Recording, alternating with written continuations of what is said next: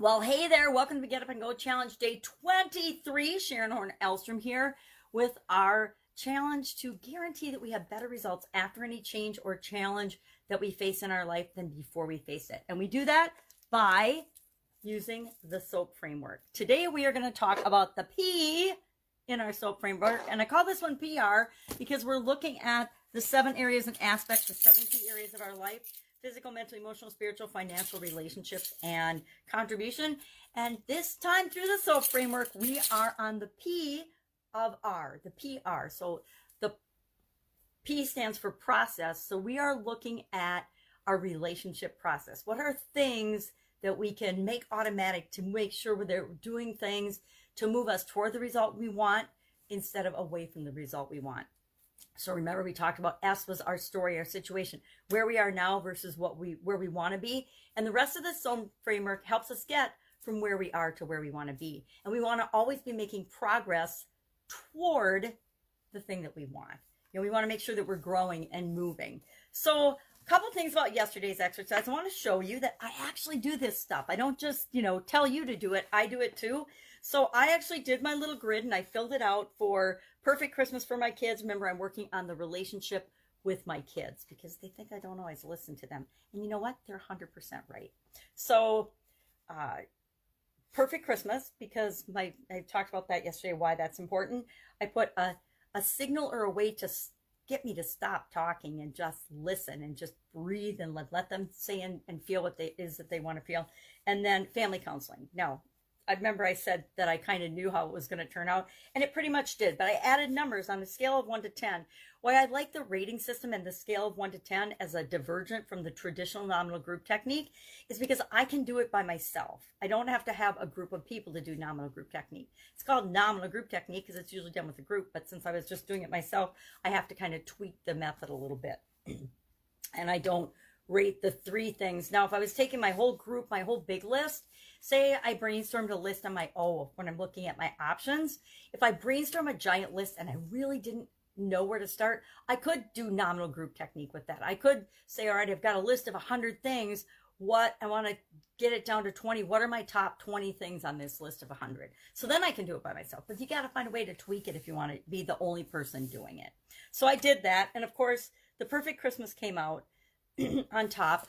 But I actually, as I was thinking about progress, of course, I started doing things to get ready for Christmas and to involve my kids and get them more involved in starting our own traditions.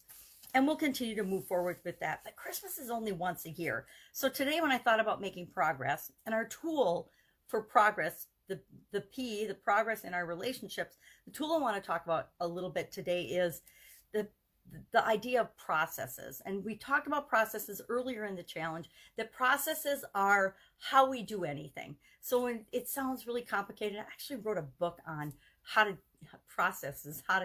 identify processes, but it's much simpler than that, just like most everything in our lives, right? There's a really complicated way to do stuff. And as humans, we naturally complicate things. So it's this constant challenge within all of us to actually find simple solutions and go for the simpler things.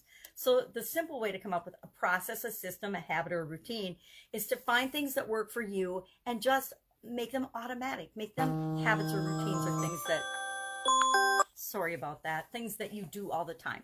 Granddaughter's coming today and staying for a sleepover, so I have got to hurry and make my videos early this morning.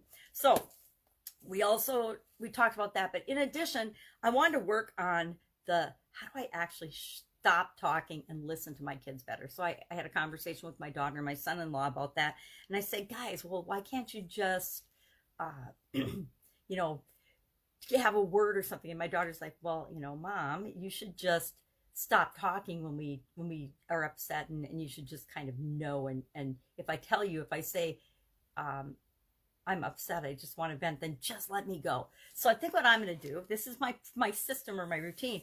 Whenever I get when I first consciously realize, because I think that's my biggest challenge, I'm going to create my own trigger, and I am just going to make like a little pause button on a remote control on myself, little thing like this, so I don't have to actually have a remote control to pause myself.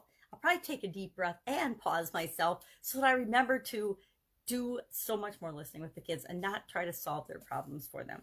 So that would be an example of creating my own trigger or creating my own process or system to get a result or create progress in the direction I want to go with my personal behavior. The thing about all of this work we're doing in the Get Up and Go Challenge is we can get other people to help us do a lot of things in life. But when it comes to how we're going to respond and react to things and how we're going to show up, how we're going to deal with different challenges and things, the processes and the things that we're going to adopt for ourselves, it ultimately lands in our lap. We want to pass the buck sometimes. We want to blame and be victims and bitch and moan and complain, but that never works because ultimately it always lands with us. We're always 100% responsible for how we feel, what we choose to say and do. And that's kind of a hard pill to swallow sometimes, especially in crazy times when lots of stuff feels like it's outside of our control. And a lot of things are literally outside of our control. COVID-19 and how it's being handled for the most part has been outside the majority of our control. But we always have the ability to decide how we're going to react and respond to it. And that's part of making progress. We can get upset and we can freak out about things. And is that going to move us in the direction we want to go? Might, but probably not. So how can we set ourselves up for success by creating processes and systems and habits that work for us? So today, all we have to do is think about how did what you do yesterday work for you? For me, I talked to my daughter and son-in-law. I talked to my son too, but about different things. But I involved everybody in Christmas, and that worked for me. So I'm going to continue to involve them in the process and give them more responsibility to help out and pick out and go shopping and do things and help wrap and help decorate the tree, things like that. And then the conversation, I know that I'm going to have to create my own trigger because I can't expect other people to monitor my behavior for me, right? I have to monitor it myself. So I'm going to be going like this. If you see me going like this, it means I'm pausing myself. So today, just share one thing that you can do based on what you did yesterday that will continue to move you in the direction that you want to go toward your relationships or whatever area or aspect of your life you're working on. And if you don't know yet, because the thing that you did, you have no idea what the outcome or the result is of it yet, then maybe pick something else, but just start gaining momentum and working toward the end result that you want. The only way we get to the things that we want is one step at a time, usually. So that is our, excuse me, that is our early morning cloggy throat today. So that is our exercise, our tool, and our challenge for today. Go out, make it an amazing day. I'll be with you tomorrow, and I'm not even going to tell you what it's about. I'm going to surprise you tomorrow. Look, I don't blank pages. I haven't decided yet about using the SOAP framework. You know, it's going to be about the SOAP framework, and I'll probably pick one other area or aspect of our life, and I'll just run through a pretty quick example of how you can apply the SOAP framework in a different area of our life. So we've done physical, mental, and relationships. So now what else? What else will it be? Have a great day, and I'll, of course, be with you tomorrow. Bye.